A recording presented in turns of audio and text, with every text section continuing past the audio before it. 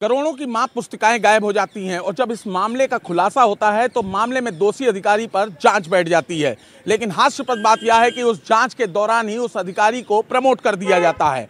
लेकिन जब मामला फिर से दोबारा खुलता है तो 8 साल के बाद वही दोषी अधिकारी इस मामले में मुकदमा दर्ज कराता है और मुकदमा 1 महीने के अंदर खत्म होकर अपने आला अफसरों से क्लीन चिट प्राप्त कर लेता है। मामला है मध्यांचल विद्युत वितरण निगम लिमिटेड लखनऊ का, जहां अयोध्या जनपद में तैनात जेई के द्वारा 2013 में 17 माप पुस्तकें जो करोड़ों रुपए के कामों की थी वो गायब हो गई थी।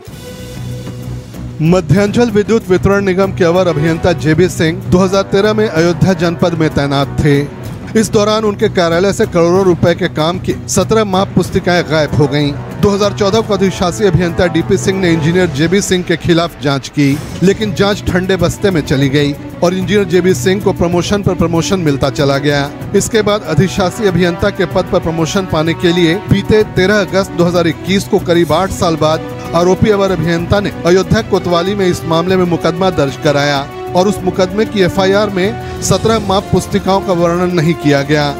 इसके 1 महीने बाद ही इस मुकदमे में पुलिस ने फाइनल रिपोर्ट लगा दी और मध्यांचल विद्युत वितरण निगम के एमडी ने उस अभियंता को क्लीन चिट दे दी। इस मामले में जब हिंदी खबर ने मध्यांचल विद्युत वितरण निगम के एमडी समेत कई आला अफसरों से बात करने की कोशिश की तो कैमरे पर किसी ने भी साफ बोलने से मना कर दिया। अब सवाल उठता है कि जब 2013 में करोड़ों की एमबी बुक गायब हुई थी तो उस वक्त मुकदमा क्यों नहीं दर्ज किया गया? जांच के बीच ही लगातार आरोपी अफसर को प्रमोशन क्यों मिलता गया? बड़ा सवाल ये भी है कि 8 साल बाद इस मामले में मुकदमा क्यों दर्ज हुआ और मुकदमा 1 महीने के भीतर ही खत्म भी कैसे हो गया? ये भी सवाल उठता है कि मुकदमे की एफआईआर में कई जरूरी तथ्यों को छुपाया गया। मुकदमे की एफआईआर लगने के बाद तत्काल प्रभाव से मध्यांचल विद्युत वितरण निगम में आरोपी अभियंता को क्लीन चिट कैसे मिल गई?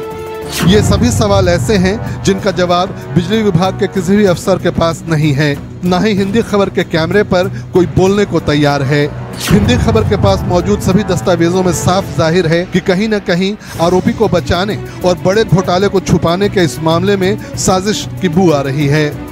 हालांकि जब इस मामले में मध्यांचल के अधिकारियों से हमने बात करने की कोशिश करी तो उन्होंने कैमरे पर बोलने से साफ मना कर दिया। लेकिन अब देखना यह है कि इस मामले में आखिर मध्यांचल विद्युत वितरण निगम आखिर क्या कार्रवाई करता है। कैमरामैन वीरेन के साथ सुधांशु पुरी, हिंदी खबर, लखनऊ।